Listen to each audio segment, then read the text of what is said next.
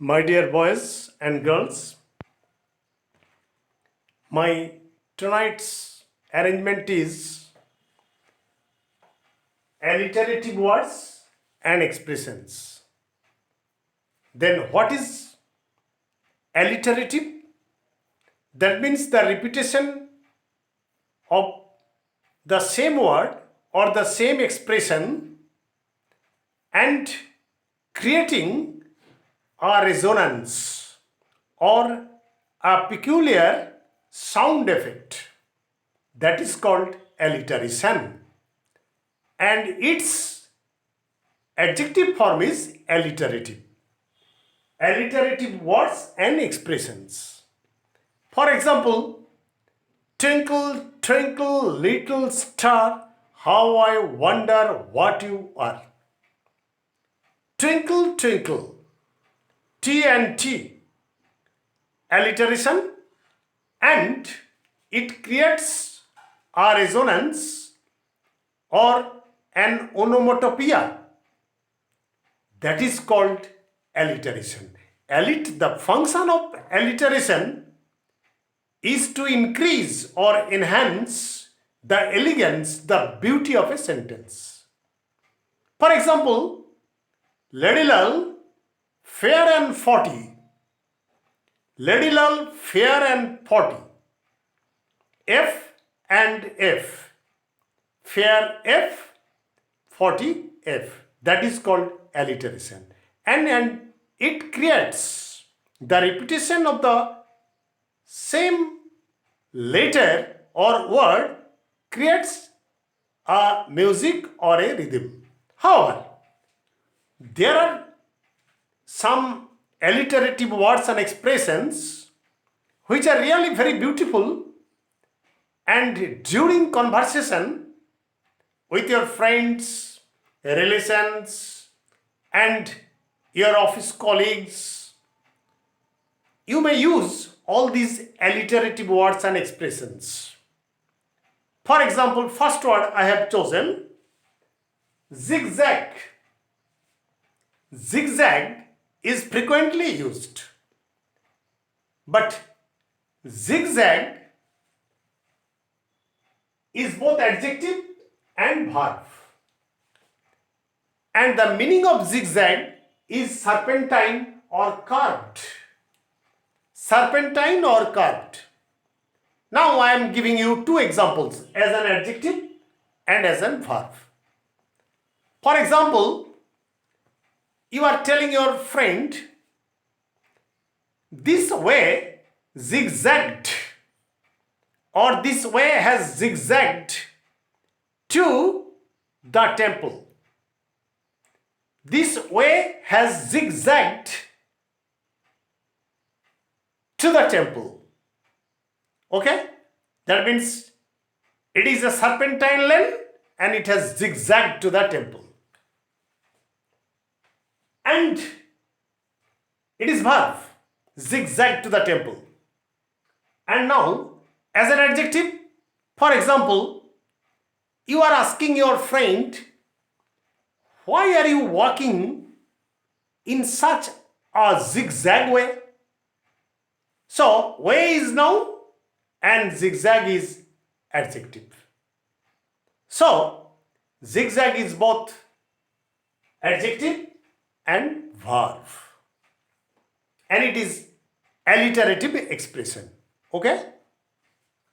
Second expression I have chosen, hilly-billy. Hilly-billy is actually noun. Then what do you mean by hilly-billy? Hilly-billy means silly, fool, or the person who can't understand anything. For example, you are telling your friend, why do you call me hilly-billy? Can't I understand anything? Why do you call me a hilly-billy? Can't I understand anything? So, hilly-billy means to consider somebody to be extremely foolish, to be silly, or the person who can't understand anything, and it is used as noun. The third expression that I have chosen is riff-raff. Riff-raff is actually a derogatory term. Derogatory, that means it is humiliating, it is insulting. Okay? And it is actually noun. For example, you are writing a sentence. The refugees were walking along the street, but they did not belong to any riff-raff community.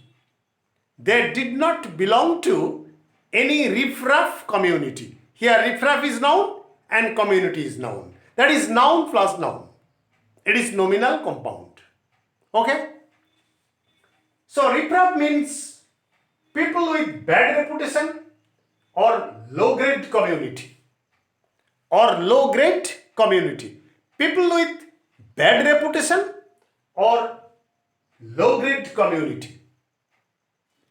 You may say, do you consider me to belong to any riff-raff community?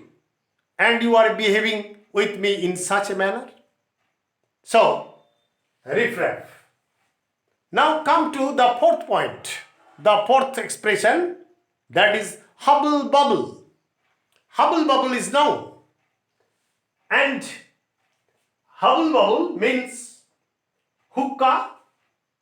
Hookah, people used to smoke from hookah in our ancient time. People used to smoke from hookah in the ancient time. So hookah is noun. Or a confused talk. For example, you are telling your friend, why are you telling me hubble-bubble? Why are you telling me hubble-bubble? That means confused talk. There is no consistency in his talk. There is no logic in his words. So you may automatically tell him or ask him, why are you talking me hubble-bubble? That means a confused talk. It has no balance. Now the fifth expression is gilly-gilly, but the spelling is different. First gilly is G-I-L-L-I-E, second gilly is G-I-L-L-Y. Gilly-gilly. Gilly-gilly is actually noun. Gilly-gilly is actually noun, which means a boy or a male attendant in Scottish Highland. The gilly-gilly looks very smart. The gilly-gilly who is serving the dishes looks very smart. So gilly-gilly means a boy or a male attendant. It is actually a colloquial term. Okay? Now the sixth expression that I have chosen for you, actually it is very research oriented work. I taught in a school as an English teacher for about 38 years. And from my experience, I am telling you or I am presenting you with all these words which can be used during your conversation with your friends, relations, office colleagues, etc. Ding dong. Ding dong is actually an adverbial expression. It is neither a noun nor an adjective, but it is adverbial or adverbial phrase. What do you mean by ding dong? Ding dong means rapid exchange or alteration. Quick or frequent exchange or alteration. For example, You should not ding dong in yours. For example, in your study, you are doing ding dong. During your student life, you are doing ding dong. Please stick to a particular subject. Please don't do ding dong. Stick to a particular point. So, ding dong is an adverbial expression. Now, I am cleaning the board and giving you some other expressions today.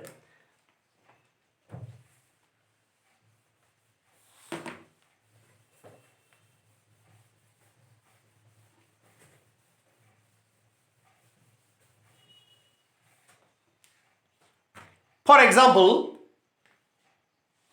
dilly dally. Dilly dally. It is 7th. It is 8th. Dilly dally.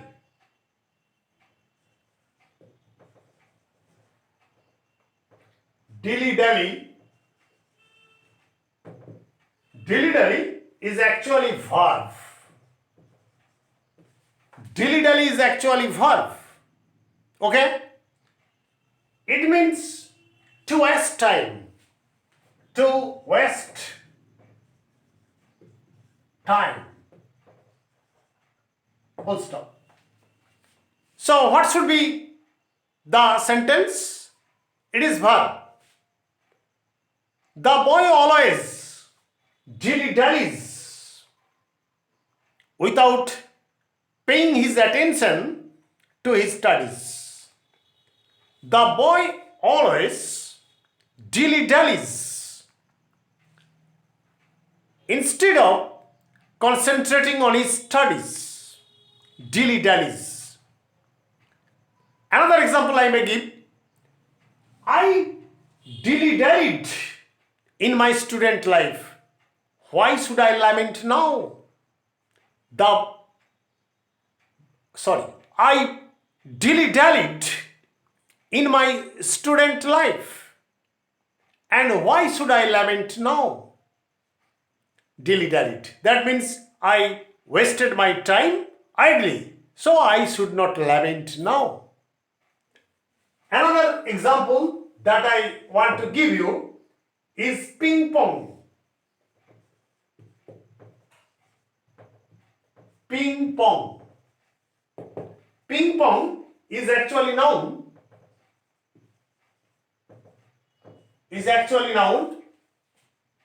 The term ping pong has been coined from the sound effect of the table tennis ball. From the sound effect of the table tennis ball. It is actually onomatopoeic word. Okay? For example, the cuckoo is cooing. So, from the word coo, the word cuckoo has been coined. So, from the sound effect of the ball on the table, the ball ping pong has been named ping pong. Okay? For example, the child is playing with a ping pong ball.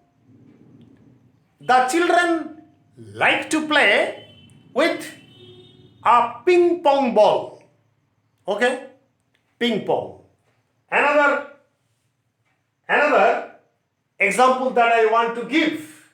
Number 10. Hurry scurry. Hurry scurry. Hurry scurry. It is actually adverb. It is actually adverb. Hurry scurry. For example, when the police reached the spot, the mob fled hurry scurry. The mob fled hurry scurry. So, it means the mob scattered. The mob scattered. And it means fled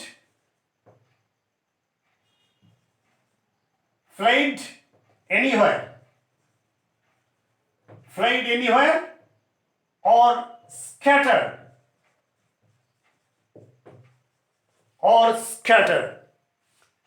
As soon as the police reached the spot, the mob fled hurry-scurry. However, I have chosen all these alliterative words and expressions for you that can be used frequently in writing, both in writing and speaking. All these are very beautiful expressions, alliterative expressions and words you may always use.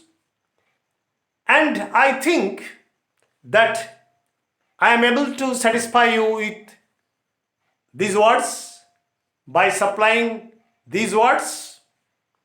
And I am a native speaker, though not I am a Britannic or a British person. I am trying my best to give you with correct pronunciation, intonation and accentuation. My dear students, if you find any content in my video, please don't skip the video. Try to enjoy the video from the beginning to the end and write them down in your exercise book and try to apply them to your practical life. And don't forget to subscribe my channel, my dear students, my dear boys and girls. Thanking all of you. Good night.